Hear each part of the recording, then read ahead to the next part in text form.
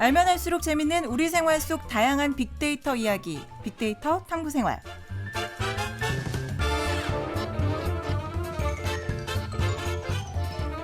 빅데이터 탐구생활 서수민 리포터와 함께합니다. 어서 오세요. 안녕하세요. 리포터 서수민입니다. 네, 반갑습니다. 네. 자, 오늘은 어떤 주제 준비했어요? 오늘의 주제는 바로 날이 갈수록 똑똑해지는 공장입니다. 공장하면 또 우리 울산이 빠질 수가 없는데 네. 공장이 어떻게 똑똑해지는 걸까요? 정확히 말하자면 공장의 설비들이 똑똑해지는 건데요. 이를 흔히들 스마트 팩토리라고 합니다.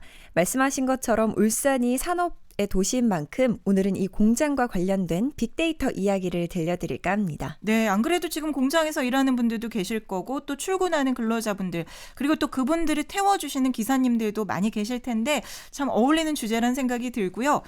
그런데 이 스마트 팩토리 이름은 종종 들어봤는데 구체적으로 어떤 건지 좀 알려주시죠. 네, 스마트 팩토리는 간단히 말하면 첨단 기술을 활용해서 제조 공정의 전 과정을 자동화하고 최적화하는 지능형 공장을 의미합니다.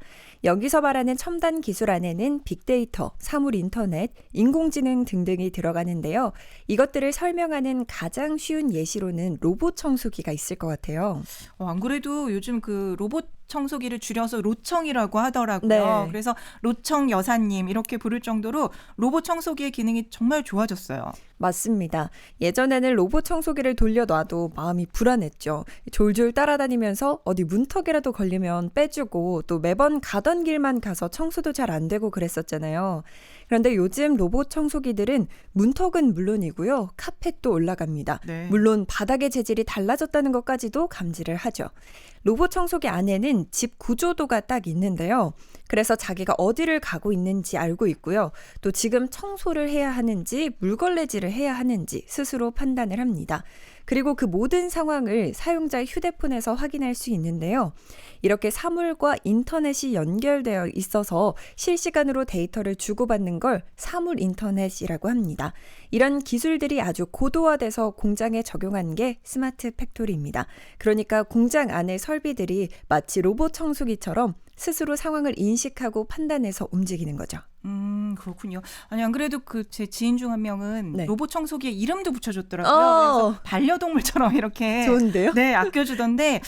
그런데 이게 참 편리하긴 한데 기계에 오류가 났을 때는 어떻게 되는 건지 사소한 결함이 큰 문제가 될 수도 있을 것 같거든요. 맞아요. 우리가 로봇 청소기가 어디를 어떻게 청소했는지 확인을 하는 것처럼 공장에서도 모두 실시간 모니터링을 해서 장비의 상태를 즉각적으로 판단하고 있습니다.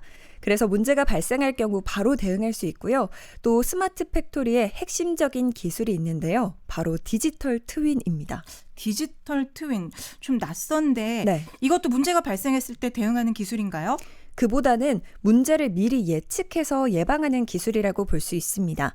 우리가 쌍둥이를 트윈이라고 하잖아요. 디지털 트윈은 현실을 꼭 쏙 빼닮은 쌍둥이를 디지털 환경에 만드는 거라고 생각하시면 됩니다. 공장의 실제 생산 설비나 제품을 가상 공간에 그대로 재현을 해서요. 그곳에서 미리 공장을 가동해보는 거죠. 그럼 사람이 상상으로 해내지 못했던 경우의 수들이 나올 수 있는데요. 이를 통해서 고장을 예측하고 공정을 개선하는 등 문제가 발생하기 전에 미리 대처할 수 있습니다. 네, 그렇군요. 디지털 트윈. 저희 잠깐 고장차 있어서 좀 전해드릴게요. 방어진 순환도로 남목 삼거리에서 연포 삼거리 방향이고요.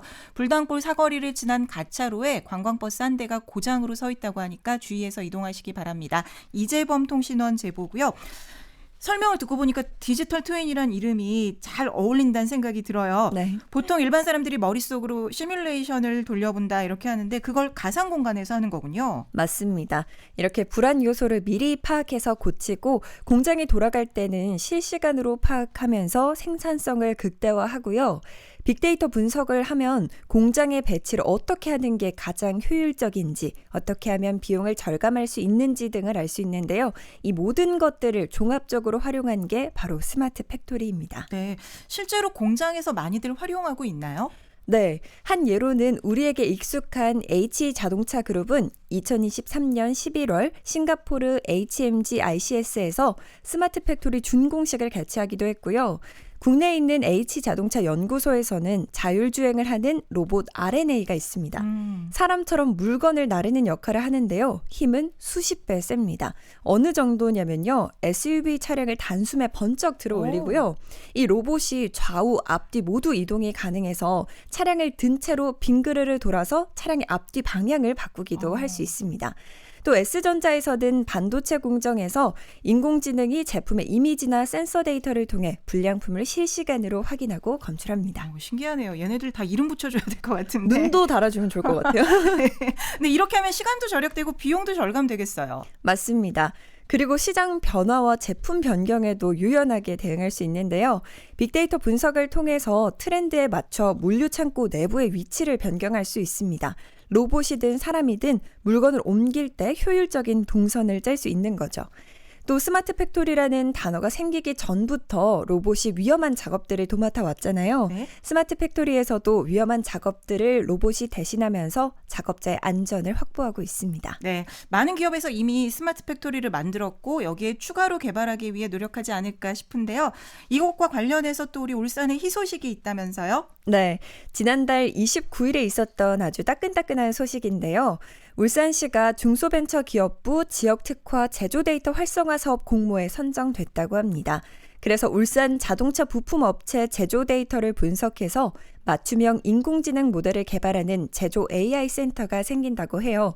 이 제조 AI 센터는 이번 달부터 2027년까지 국비 60억 원을 포함한 총 사업비 120억 원을 들여서 울산 테크노파크에 구축할 예정이라고 합니다. 네, 공업도시, 산업도시 타이틀을 넘어 이제 울산이 제조 AI, 제조 인공지능 선도도시로서 도약할 수 있을지 또 기대가 되고 있는데요. 네, 맞습니다. 그래서 울산 시민분들은 제조 AI로 똑똑한 공장이 많은 울산 어떻게 기대하시는지 여쭤봤는데요. 함께 듣고 오시죠.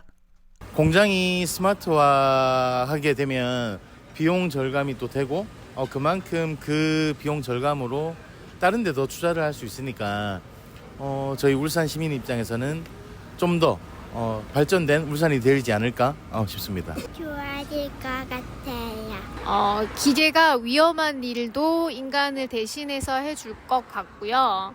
그리고 뭐 요즘에 드론도 많이 만들어지고 있으니까 이 드론들을 통해서 우리 택배 하시는 분들도 되게 힘드신데 드론을 통해서 좀 위험한 곳, 또 외진 곳 이런 곳에 택배가 된다면 사람들이 좀 더 편하지, 택배 아저씨들이 좀 더 편하지 않을까? 그런 생각을 해봤습니다. 네, 이렇게 기대감을 남겨주신 분도 계시고요. 또 제조뿐만 아니라 택배와 같은 일상에 적용할 수 있는 부분까지 말씀을 해주셨습니다.